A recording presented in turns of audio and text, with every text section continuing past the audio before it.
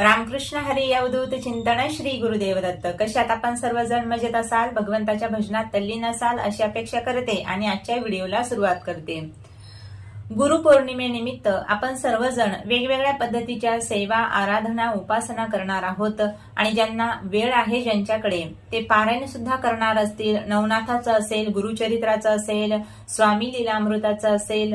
पण आता ज्यांच्याकडे अजिबात वेळ नाही मग त्यांनी स्वामी सेवा किंवा दत्त भक्ती करायचीच नाही का, असा प्रश्न निर्माण होतो. कारण ज्या वर्किंग ताई आहेत किंवा ते दादा आहेत त्यांच्यासाठी मग कोणता उपाय आहे, तर अतिशय सुलभ उपाय मी आपल्याला या व्हिडिओमध्ये सांगणार आहे. तरी हा व्हिडिओ शेवटपर्यंत नक्की पहा.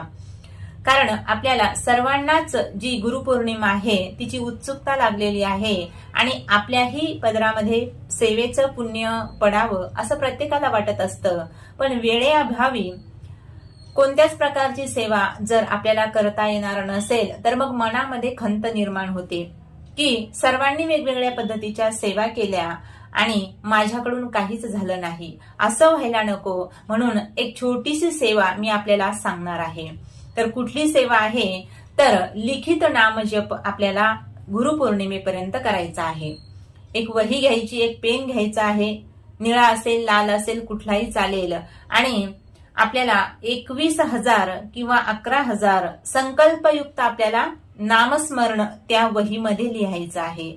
आता तुम्ही म्हणाल हे नामस्मरण कधी लिहायचं, तर पहा, साधू संतांनी सांगितलं, काळ वेळ नाम उच्चारिता नाही. का नामसंकीर्तन साधन पैसोपे जळतील पापे जन्मांतरचे. नामस्मरण घेण्यासाठी कुठल्याही प्रकारचा काळ किंवा वेळ अपेक्षित नाही. तुम्ही ज्या अवस्थेत असाल त्या अवस्थेमध्ये तुम्ही भजन करू शकता, नामचिंतन करू शकता. पण जर मंत्र वगैरे लिहायचा असेल तरच तुम्हाला जे शुद्धता आहे ते पाळावी लागते. पण आता नामस्मरण करायचं म्हटल्यानंतर त्याला कुठल्याही प्रकारचा नियम नाही. फक्त महिलांसाठी एक नियम आहे, ज्यावेळी मासिक धर्म असेल त्यावेळी 4 दिवस तुम्ही नामजप वहीमध्ये न लिहिता तो फक्त मनातली मनात नामसंकीर्तन करायचं आहे. म्हणजे मनातच नामस्मरण करायचं आहे, वहीमध्ये लिहायचं नाही. हा फक्त एकच नियम आहे, बाकी कुठल्याही प्रकारचा नियम याला नाही. तुम्ही सुतक असेल तरी सुद्धा नामस्मरण करू शकता, कारण याला कुठल्याही प्रकारचं बंधन नाही. आणि मग आता नामस्मरण तुमचं पूर्ण झालं, संकल्पयुक्त ही सेवा जर आपण केली तर अतिशय आपल्याला फायदा होणार आहे. आणि तुम्हाला नसेल संकल्प करायचा तरी सुद्धा चालतं, कारण देवाचं नाव, भगवंताचं भजन तुम्ही कशाही पद्धतीने करा, ते पुण्यच पदरात पाडून देत असतं, नाही का. किती प्रमाणात करायचं हे तुमच्यावर आहे. तुमच्याकडे किती वेळ आहे, 108 वेळा नामस्मरण लिहा किंवा 300 वेळा लिहा, 400 वेळा लिहा, नाही का, 500 वेळा लिहा. पण आता मुखातून जर आपण नामचिंतन केलं तर ते जास्त होत असतं आणि लिहायला लागलं की थोडंसं कमी होईल. म्हणून तुम्हाला जितका वेळ तुमच्याकडे आहे, आता दिवसातून जो वेळ तुम्हाला मिळेल तेव्हा तुम्ही हे नामस्मरण लिहू शकता. अमक्याच वेळेला हे तुम्ही करायचंय असा कुठल्याही प्रकारचा नियम नाही. तर जेव्हा वेळ भेटेल तेव्हा तुम्ही नामस्मरण लिहायचं आहे. आता आपल्याला थोडासा वेळ भेटलाय तर आपण आता लिहू शकतो किंवा संध्याकाळी वेळ असेल तेव्हा लिहू शकतो, असं काही नाही. म्हणून हे जे नामस्मरण लिहायचं आहे, आता हे कोणतं लिहायचं, तर बघा, ज्यांनी गुरुमंत्र घेतलेला आहे त्यांनी गुरुमंत्र जरी लिहिला तरी सुद्धा चालेल. आणि ज्यांनी गुरुमंत्र घेतलेला नाही पण आपल्याला सेवा करायची आहे गुरूंची, तर मग तुम्ही श्री स्वामी समर्थ हा जप लिहू शकता. 108 वेळा लिहा, 500 वेळा लिहा, तुम्हाला जेवढा वेळ आहे तेवढं लिहा.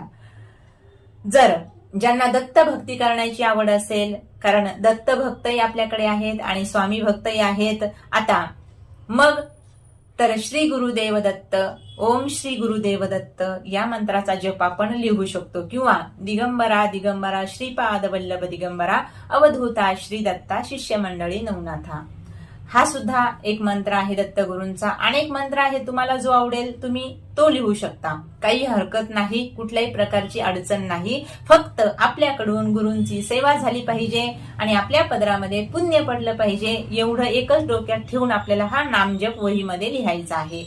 कोणत्याही वेळेला लिहा, वेळेचं बंधन नाही. आणि आता हा नामजप पूर्ण झाल्यानंतर आता संकल्प करून जर केला तर चांगलं आहे. मी अगोदरच सांगितलं, नाही संकल्प करायचा तरी सुद्धा चालतं. पण आता गुरुपौर्णिमेला हा नामजप तुमचा पूर्ण झालेला आहे, मग त्या वहीचं काय करायचं?